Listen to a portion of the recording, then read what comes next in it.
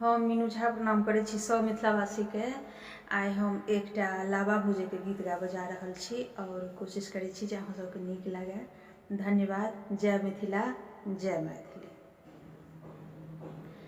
लाबा भूज बैसली बहिनिया हे सोहाबन लागे।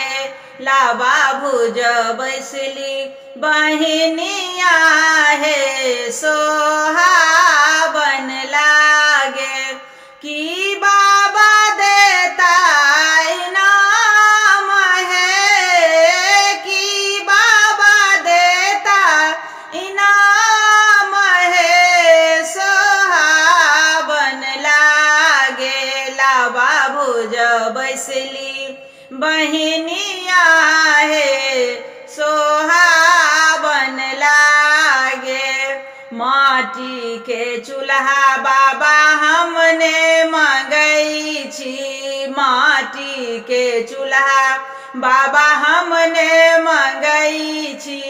सोना के चूल्हा बनाऊ हे, सोना के चूल्हा बनाऊ हे, सोहाबन लागे।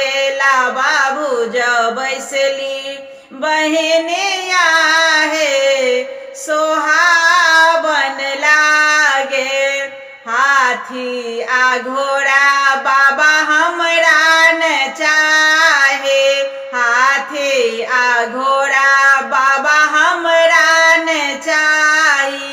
हमरा तो चाहे धेनु गाई है, हमरा तो चाहे धेनु गाई है, सोहाबन लागे। लाबा भूज बैसले बहिनिया हे सोहाबन लागे।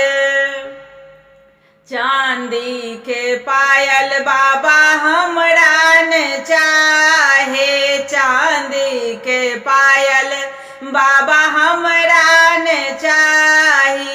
सोना के कंगना गढ़ाऊ है, सोना के कंगना गढ़ाऊ है, सोहाबन लागे। लाबा भूज बैसले बहिनी